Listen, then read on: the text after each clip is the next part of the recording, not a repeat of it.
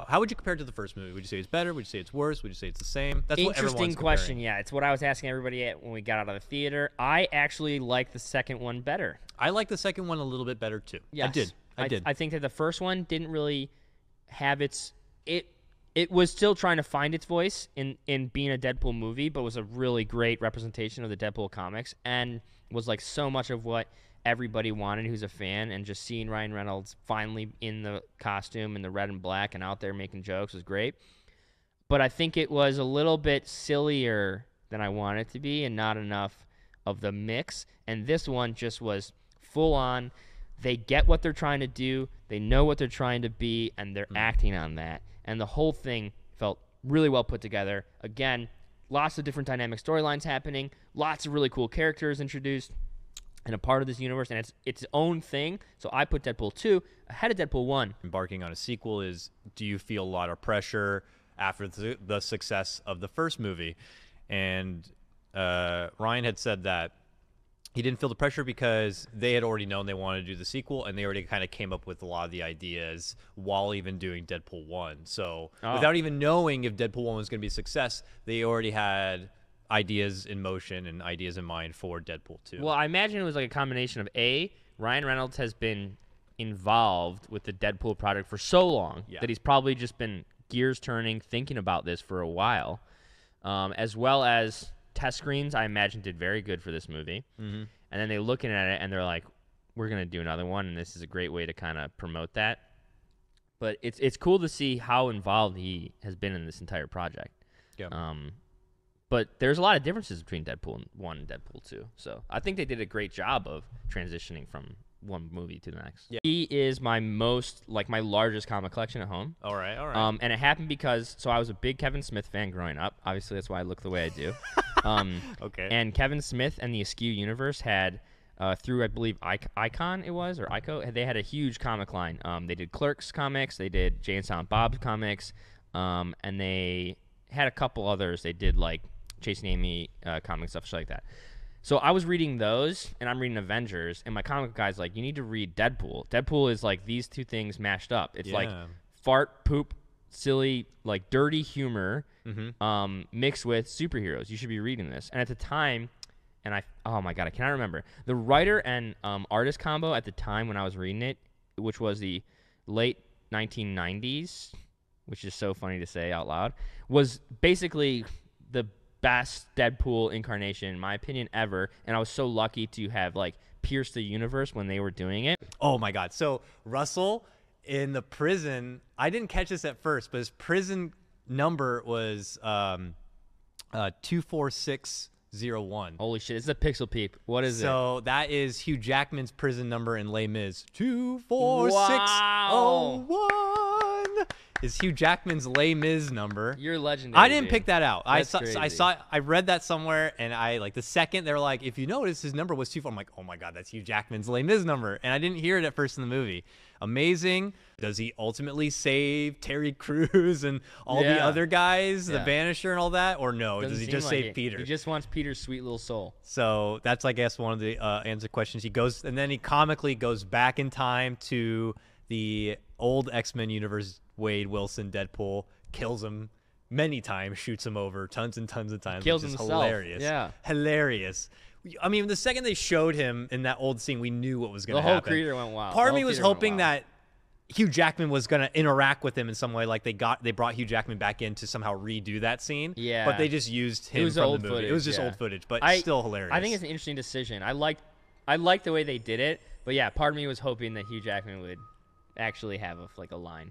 But they did get Ryan Reynolds to re-record some new scene of him grabbing the Green Lantern script just for him to come back and blow out Ryan Reynolds the second he gets excited about doing the Green Lantern, which is just hilarious. So Ryan Reynolds has been in the talking of to be a part of this movie for like 15 years. That's crazy. Like legitimately, I remember people whispering, and it's always been the only guy that can play this is Ryan Reynolds. Well, what helped also, and what got Ryan super excited about it, is that in one of the comics, Deadpool referenced himself as a crossbreed between Ryan Reynolds and, I can't remember. The other thing was crazy, like a dead fetus or something like that. Yeah. Like, it was some ridiculous comparison, but he acknowledged himself to be a cross of Ryan Reynolds. And of course, that got Ryan, I imagine, super excited and only confirmed his desires for the movie. Or he may have even had a tie-in with the guy who did Deadpool. Whatever the case may be, this was a long time in the making and just kind of fate to happen. I mean, he was like, he had this amazing physique. You know, he's this gorgeous dude who's just like ripped. Obviously, Ryan Reynolds is going to get his way, and he has so much kind of in this movie. Yeah. And I guess the big beef was about the budget for the second movie, because Miller, I guess, didn't want a big budget.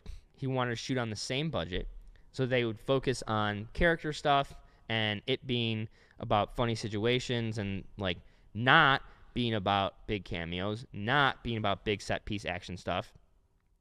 He thought it was going to ruin the franchise. So the next movie, so he gets kicked, and the next movie gets a bigger budget. Shit, I didn't write it down, but I believe it was like 120 million or something. Okay.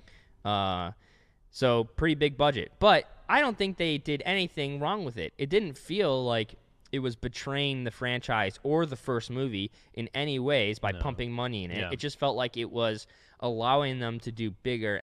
Cable, as we know, is the son of Cyclops and a clone of Jean Grey. So Cable is a very strong mutant. Yes. You know, I'm happy to go more into Cable when we talk more about him, but the movie doesn't show us exactly the lengths of how strong Cable is. You know, Cable... the movie does not they touch don't on even anything. touch Cable. They don't tell you They anything. got away with the absolute bare minimum of I what like you can that. with You Cable. didn't like that. I did like is Josh Brolin's great as Cable. He looks like Cable. Yeah. And he's a hard ass. He's a All hard that stuff ass. is great. And they didn't go much further. You were And like really after we left the movie. Dakota's big complaint, like literally as soon as leaving, is like, why didn't they talk about anything to do with Cable's history? And my thing is because it's too fucking it confusing. is, but there's some things you may be able to tease, like you don't even know why the metal shit's on him. But that's okay. No He one just got knows. metal shit. Like people come in the movie and just be like, he's like a Terminator. I guess he's like half cyborg. Yeah, they ham up that he's a term of. These are all the people that were potentially slated or were thought about or considered to play the role of Cable. And Here we go. So he was. I want to just say the one he was specifically pissed off was Kyle Chandler. There's a quote of him saying that basically when he heard that, he knew he never wanted to be a part of the He's project. actually not on this list. It's so funny. It's Dolph Lundgren, Mel Gibson, Kurt Russell, Bruce Willis, Alec Baldwin, Sylvester Stallone, Arnold Schwarzenegger, Stephen Lang, Ron Perlman, Pierce Brosnan, and David Harbour. Yeah. All were considered to be Cable. Ron Perlman and Pierce Brosnan were the one that I remember being talked about a lot, and I didn't like either of them. Also, and I don't remember his name, so I'm not sure if he was mentioned in that list, but the super military guy from Avatar, I know he was being talked about for a long time because he literally is like built like Deadpool, he's just like a jacked military dude. I'm super happy they went with Brolin. Brolin's great. When we watched Infinity War, and it was nonstop action. So where Deadpool had nonstop humor, imagine Infinity War, nonstop action, and they get to that one scene, like the Thanos Gamora scene, and it's very intense and slow and dramatic. And people are like, that's the best scene ever. And you're kind of caught like, is it the best scene ever? Or is there extra focus on it because there's just so much action everywhere else that when you finally get to these like slower scenes, you're like, okay, I can catch my breath and really focus in. In this one, it's like humor, and then something about Vanessa.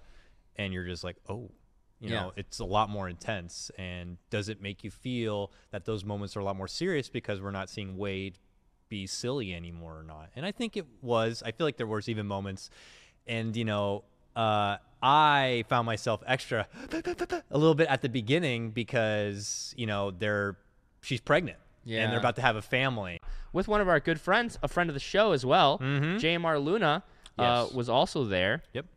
And Gorman and his wife, Ken Chen, joined us as well. We saw some other esports people. Let's see, Charlie was there, Kelby May was there.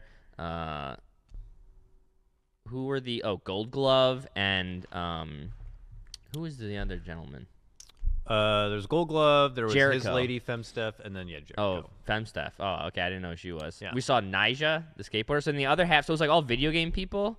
And then Will was there as well. Will was there. Yep. So it's all video game people. And then monster athletes. And then monster bro. athletes. So it's like skateboarders, like Nyjah, and like a bunch of other like, I don't know, weird like LA based. I think it was like the perfect mix for the It was movie good. though, because it's athletic, nerdy, gaming culture. I think everyone's kind of in tune with Deadpool in a way for that. So And there's the classic Reese's and popcorn. You know what's maybe the coolest part? We had free concessions. Yeah. Free candy, free popcorn, free drinks. You just go up and grab as much as you want. It's hilarious because there was a bar too. This was like an open bar. We get there, the line for the open bar is just gigantic. It's like down the block. way too big. You know? But the line for concessions, nobody was there. So Yeah. we just all were like, all right, let's go get candy. And we just like sat at concessions for the